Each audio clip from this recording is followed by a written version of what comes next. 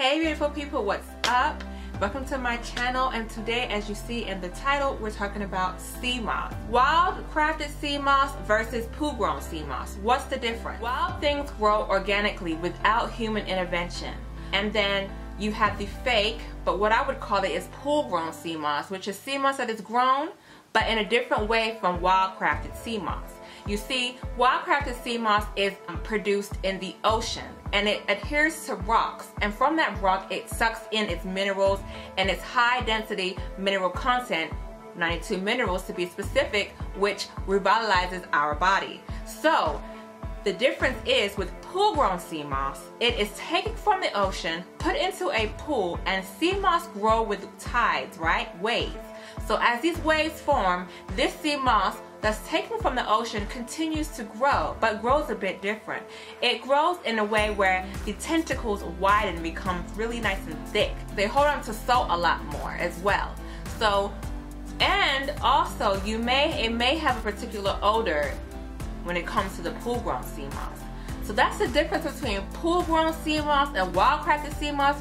Wild-crafted Seamoss is produced in the wild without human intervention, and with that being said, it cannot be mass produced. We don't have control over how fast this thing grows.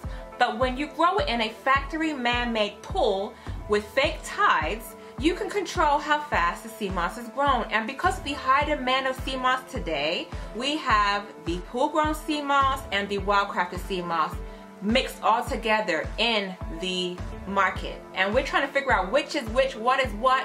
Well, today I'm going to show you exactly what to look for when purchasing Seamoss. Alright, so I got this Seamoss from Official Seamoss.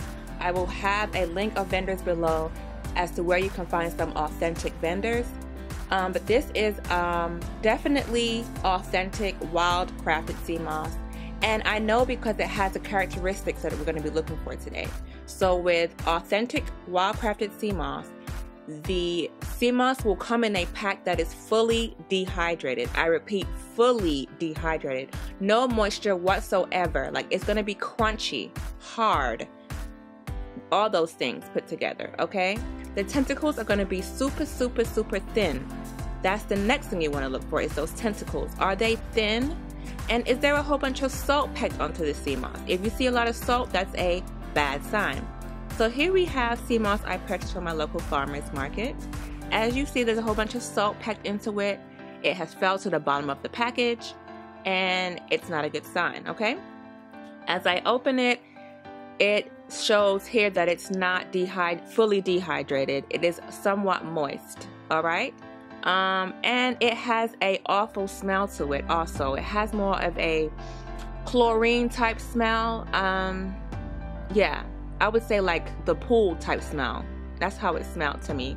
And it was just way too much salt in there.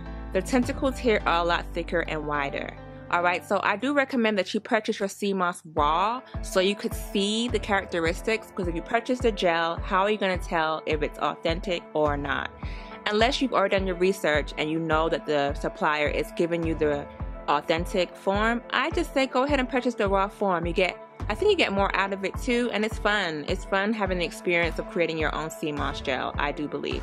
But like I said, do your research. Make sure that the vendor is good if you want to just purchase a gel form. I honestly recommend go ahead and purchase the raw form for just the first time at least. And then after that, go ahead and purchase a gel if you don't have the time to make it. But this is the pool-grown Seamoss here. Like I said, a whole bunch of salt packed onto it. Thick tentacles, they're very plump and thick, and it does have a somewhat awful smell to it, okay? So I made this video for a reason. I too purchased pool-grown, aka fake Seamoss from Etsy. Now Etsy has good vendors on there that sell Seamoss, but I purchased from a vendor that sold horrible Seamoss.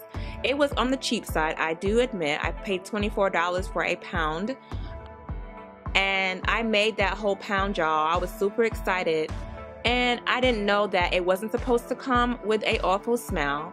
It wasn't supposed to come moist because it was not fully dehydrated. There was a whole bunch of sand in there.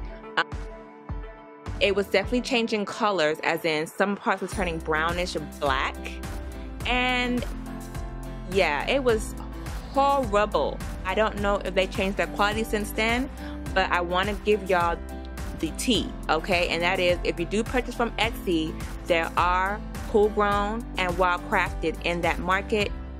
Do your research, pick the right one, okay? And then on top of that, does pool grown sea moss have any benefits at all?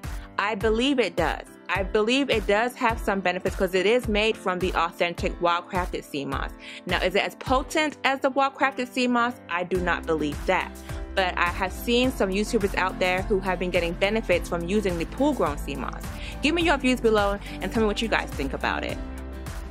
So here they have both been washed, and I'm going to soak them for 24 hours now. After 24 hours, they get wider, they get thicker, they get more plump. The pool grown is on the left there, and the wildcrafted is on the right. As you see, the tentacles are a lot thinner here as of the pool grown. Now, we're not done yet, guys. We do have the full spectrum sea moss. This right here is specifically the purple sea moss.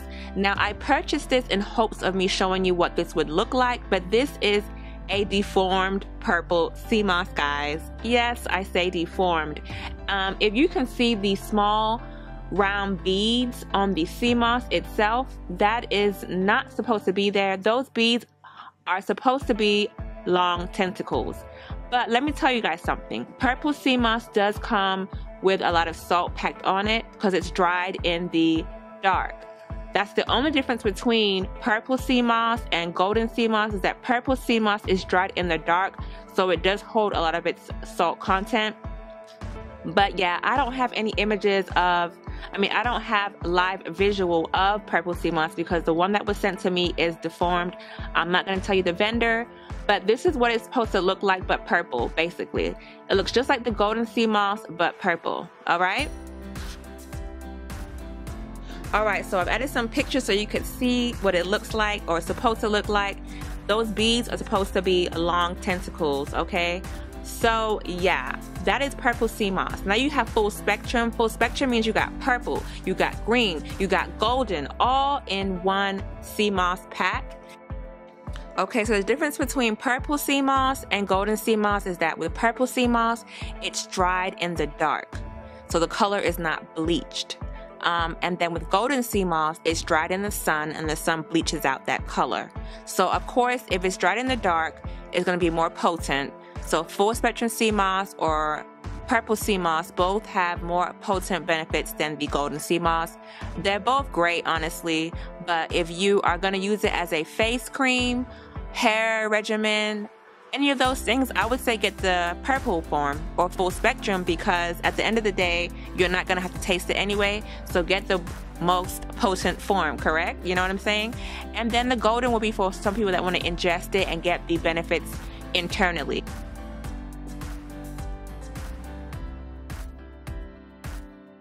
I hope you guys like my video. Don't forget to rate, comment, and subscribe, and I'll see y'all next time.